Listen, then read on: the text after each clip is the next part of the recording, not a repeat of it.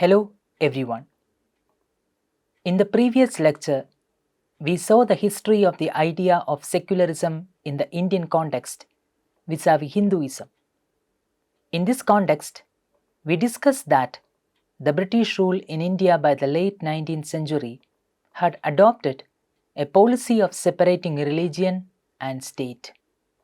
The British, which had endorsed Christianity as its official religion, made an effort to maintain their neutrality on religious issues in the colony. They made it a point not to interfere in matters relating to the religion of the natives. So, the initial attempts of the colonial government to reform the Hindu customs and practices along the principles of modernity was put on hold in the year 1858 after the crown assumed the power. This does not mean that all the efforts to reform the religion came to an abrupt standstill.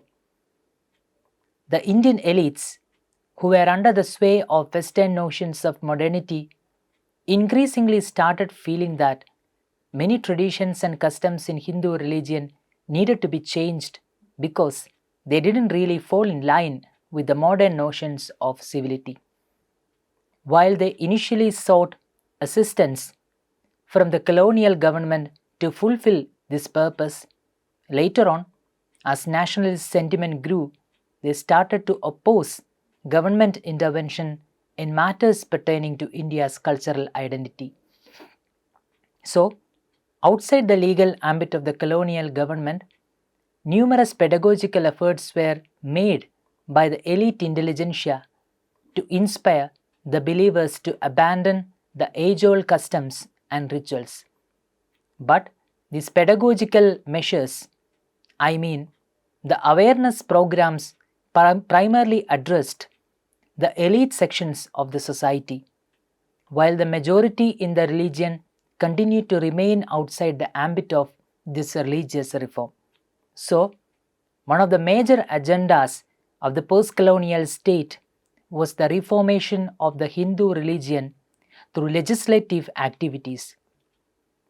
A very important move along this line was the passing of the Uniform Civil Code, which aimed to reform the Hindu religion through a series of legislations. While this was criticized by many as the intrusive act of the state to interfere in religious matters of a community, the move was often supported by reformists on secular ground. It was stated that religion pervades all walks of Indian life, and hence a reformation of the citizens of India requires the state's active intervention in religious matters. This opened up a very interesting version of secularism in the Indian context.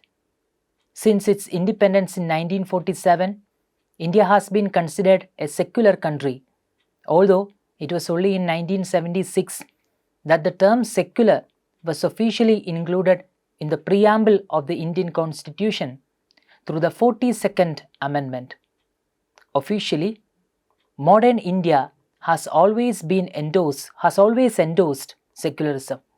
But in today's secularism, the idea of secularism does not fully separate religion and the state. As we examine the complexities of Indian secularism, it becomes clear that India's historical and cultural context necessitate a special relationship between the state and civil society, particularly when it comes to religious issues. This unique dynamic situation, in fact, stands in contrast with what is regarded as the norm of secularism in the political discourses in the West. In Western political discourse, the idea of secularism is defined as a very strict separation of religion from the state. This is particularly true in the case of nations like the United States and France. The fundamental tenet is that religious organizations cannot control state affairs, and similarly, the state cannot promote or support any particular religion. This is the kind of conception about secularism that exists in the West. There is also a complete freedom of conscience for all citizens, thereby allowing the citizens to reject, practice, or believe in religion without facing any interference from the state. According to this model, especially the model that you can actually find out in places like the United States, religion is strictly personal, and the public domain, that's the spaces like government offices, courts, and educational institutions, etc., is supposed to remain totally impartial towards religious practices and beliefs. So, the main goal of Western secularism is to uphold religious freedom for individuals while making sure that politics and religion stay totally separate. Two interesting representative cases that I can cite in this regard are the examples of the United States and France. The wall of separation in United States means the principle of keeping both church and state apart from each other. Based on the First Amendment to the US Constitution, the wall of separation theory prevents Congress from establishing an official religion or showing favoritism towards one religion over another. This makes sure that the government will not set up a national religion nor interfere with the religious practices of the individuals. The phrase wall of separation was popularized by Thomas Jefferson in 1802 in a letter to the Danbury Baptist Association. In the letter, he clearly described the First Amendment as creating a wall of separation between church and state. This idea played a very crucial role in shaping American legal and political life, eventually leading to many court decisions that ban official prayers in public schools, restrict government funding of religious institutions, and protect individuals' right to practice their religion freely. In France, similarly, the idea of secularity is understood as a strict separation between religion and the state. This idea of secular in the context of France means that religious expressions should be limited to the private sphere. The public institutions are supposed to maintain strict neutrality regarding religion. This notion of secularity in the context of France had its roots in the French Revolution and was formalized through the law on the separation of churches and state in 1905. The aim was to prevent a religious influence on public policy, education, and civic life. It is perceived as a way to guarantee individual freedom. It is believed that it allows people to follow any faith or none at all, while expecting them to keep religious identities out of public institutions. Compared to other Western countries, this model is more rigid, leading to measures such as the banning of religious symbols in public schools and government offices. Like the countries that we saw just now, India is also a secular country, meaning that it does not have any official religion. This is enshrined in the constitution of the country, which declares that India is a secular republic. Article 25 of the Constitution guarantees all citizens the right to freedom of religion. This allows individuals to freely practice, profess, and propagate their religion.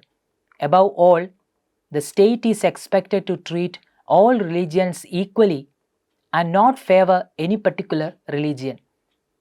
Learning a lesson from the experience of religious divisions during the partition, the makers of the Indian Constitution made sure that the Indian state would not favor or discriminate against any religion. In a country of diverse faiths, it was necessary to treat all religions equally.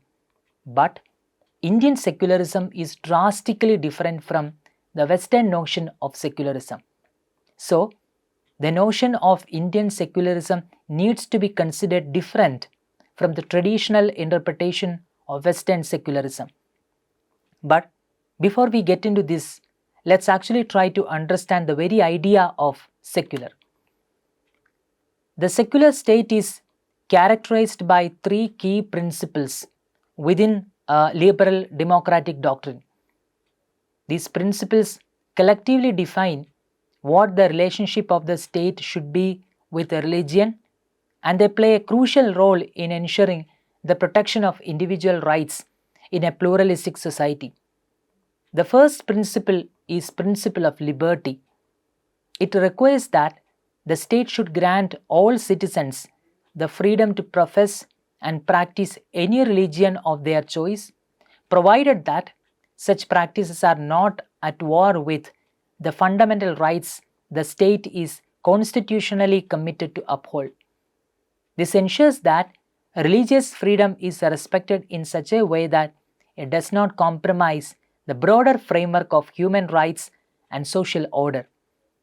The second principle is the principle of equality.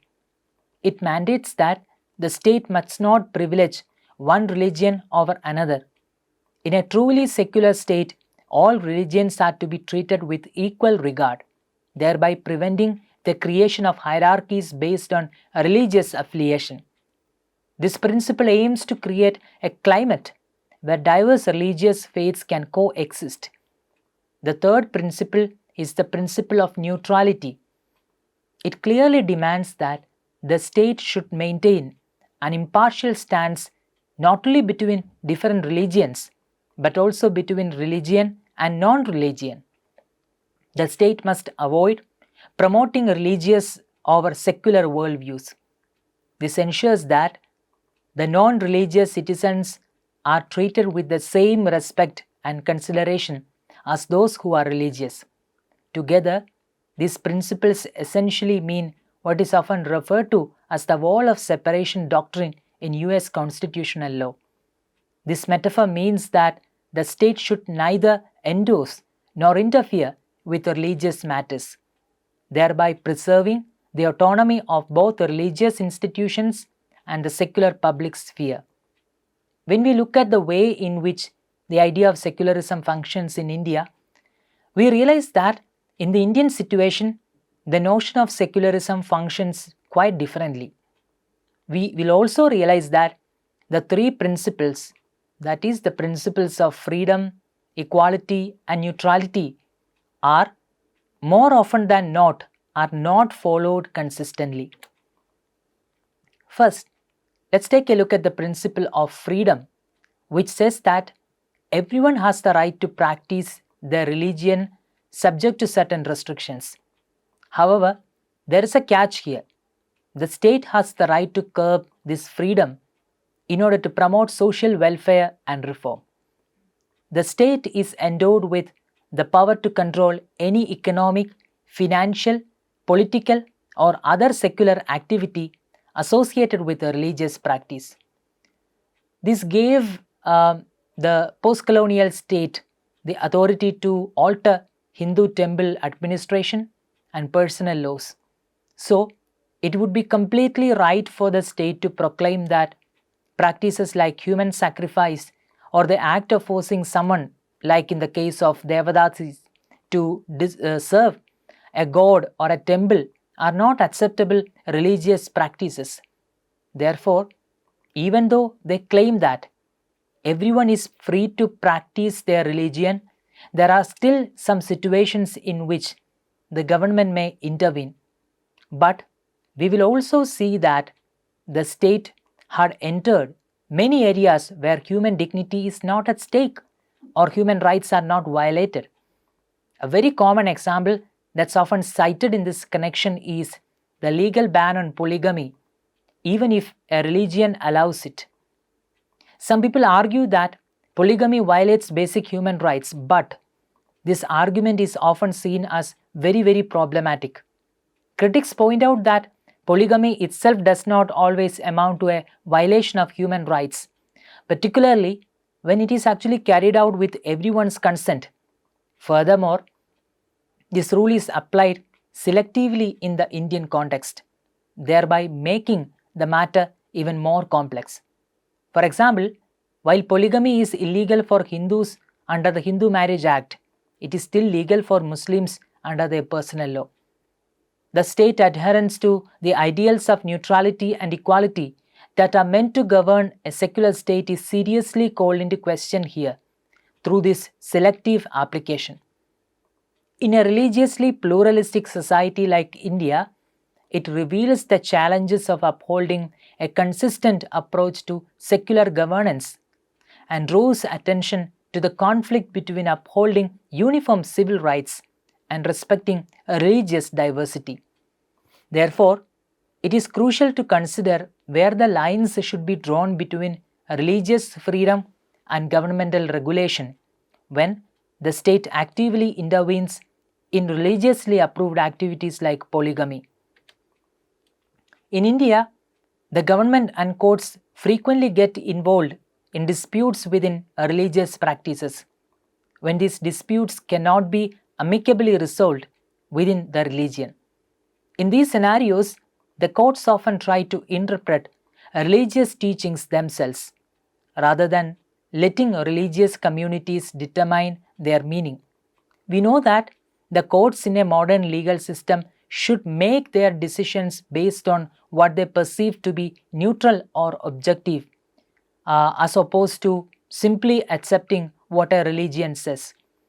This leads to an issue. The state ultimately decides what constitutes a legitimate religious practice and becomes involved in religious disputes. This is incompatible with the idea of a secular state, which is meant to remain impartial and not take sides in religious issues.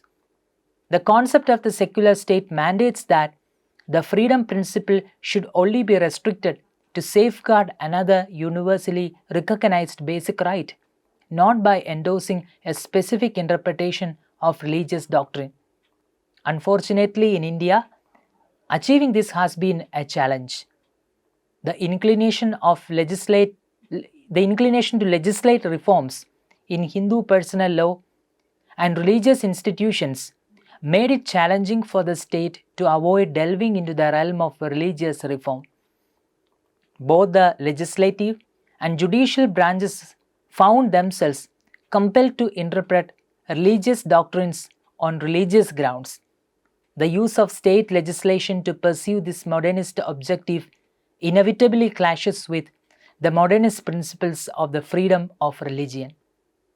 This contradiction is one of the peculiarities of the secular state in India. Some argue that the post-colonial state had no other option but to interfere in Hindu personal law. This was because of the fact that religious personal laws were official state laws during colonial period. Hinduism also did not have a single authoritative institution to make intervention in matters concerning personal laws. Then, the only institution with authority and legitimacy to effect change in the absence of such religious organizations was the state. So, it was only natural for the state to bear responsibility.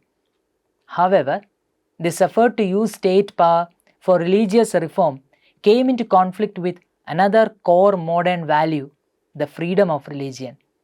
This tension between state-led reform and religious liberty is one of the key contradictions at the heart of secularism in India. The second principle that we saw was the principle of equality. The principle of equality is explicitly outlined in the Indian Constitution, thereby preventing the state from discriminating against citizens on the basis of their religion or caste. However, certain special provisions are made to facilitate the progress of certain socially and educationally backward classes, as well as scheduled castes and tribes. You will be surprised to note that the basis of this exception is often religion. In the state's classification of SC community, only those Dalits who are still in the Hindu community are eligible for benefits meant for SC. This is an important connection between religion and reservations for scheduled castes. To qualify for these benefits, a person must be a Hindu or a Sikh or a Buddhist. If someone officially adopts another religion, they lose their eligibility. A case in point is the Dalit Christians. The Hindus who have converted to Christianity are not eligible for the benefits meant for the SC community. However, the recommendations of the Mandal Commission have tried to move beyond this restriction. The state's attempt to use legislation to change Hinduism also raised questions about the concept of equality. It was widely argued that solely Hindu institutions and practices became the target of numerous laws and reformist activities like the modifications to personal laws and religious endowments.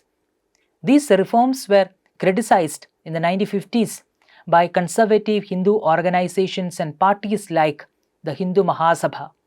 While they criticized the state's involvement in matters specific to Hinduism, socialist leaders like J.B. Kripalani opined that these reformist activities should be further extended to other religions as well. He stated that if we are a truly democratic state, then attempts should be made to make laws not for one community alone. He emphasized that concentrating solely on Hindu community for reform might come across as partiality, and these changes will definitely appear to be communal. His words merit attention in this context. According to him, if we are a democratic state, I submit we must make laws not for one community alone. It is not the Mahasabhites who alone are communal. It is the government also that is communal. Whatever it may say, if they, members of parliament, single out the Hindu community for their reforming zeal, they cannot escape the charge of being communalists in the sense that they favor the Hindu community and are indifferent to the good of the Muslim community or the Catholic community. Whether the marriage bill favors the Hindu community or places it at a disadvantage, both ways it becomes a communal measure. The real problem is obvious by now. Why was the state only intervening in one religion and not others? If it was permitted to do so in order to defend social and economic rights, fairness was seriously called into question because it appeared that the principle of freedom of religion was being applied primarily to protect minority communities, while it was regarded when it came to the majority. The third principle of the secular state that we mentioned was the principle of neutrality. This principle means that the separation of state and religion. This is clearly acknowledged in the Constitution. It specifies that there shall be no official state religion, no religious instruction in state schools, and no taxes to support any particular religion. However, as previously discussed, the state has become intricately involved in religious affairs in various ways. This entanglement existed even during colonial times, but paradoxically, it has increased since independence. This involvement extends beyond the cases mentioned earlier, resulting from state-sponsored religious reforms.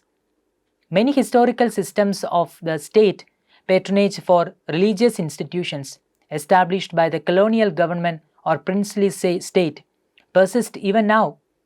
For instance, Article 290A of the Indian Constitution mandates annual payments from the governments of Kerala and Tamil Nadu to the Travancore Devasam Fund. Furthermore, according to Article 28(2), religious instruction is prohibited in government-funded schools and colleges. For instance, Banaras Hindu University and Aligarh Muslim University, both of which are central universities, do provide religious instruction. Furthermore, there are numerous educational establishments nationwide that are both financially supported by the government and operated by religious organizations. Having discussed all the major points, let's now sum up our lecture. We discussed that the idea of secular is characterized by three principles, namely the principle of freedom of religion, the principle of equality of citizenship, and finally the principle of separation of state and religion. The principle of freedom of religion ensures every individual's the right to practice and propagate their faith. But this freedom of religion is subject to certain reasonable restrictions. While reformist activities like the banning of human sacrifice and Devadasi system were aimed at promoting human dignity, the state at times made interventions in matters that are not related to the welfare of the individuals, such as the differential treatment of polygamy across religious communities. This complicates its claim to neutrality. The principle of equality of citizenship mandates that individuals should never encounter discrimination on the basis of religion or caste. But this notion has also faced persistent challenges in the Indian context. For example, scheduled caste benefits are meant only for Dalits who remain within the larger fold of Hinduism or Sikh. It clearly excludes those who converted to Christianity or Islam from getting the benefits meant for the SC community. Above all, state interventions have disproportionately targeted Hindu religious institutions, leading to accusations of partiality and undermining the ideal of equal treatment across faiths. The principle of separation of state and religion is meant to ensure that the state neither privileges nor suppresses any particular religion. However, this separation has often been compromised. Constitutional provisions such as Article 290A ensuring state payments to religious institutions and the continued presence of religious instruction at state-supported universities like BHU and AMU illustrate the ongoing entanglement between religion and state. Thus, Indian secularism is marked by deep contradictions, shaped by the peculiar legacy of colonial rule and the complex realities of managing religious pluralisms in a democratic framework. These are the major ideas that you need to keep in your mind as far as this particular lecture is concerned. I hope you all understood the major thoughts that we shared in this lecture. Thank you.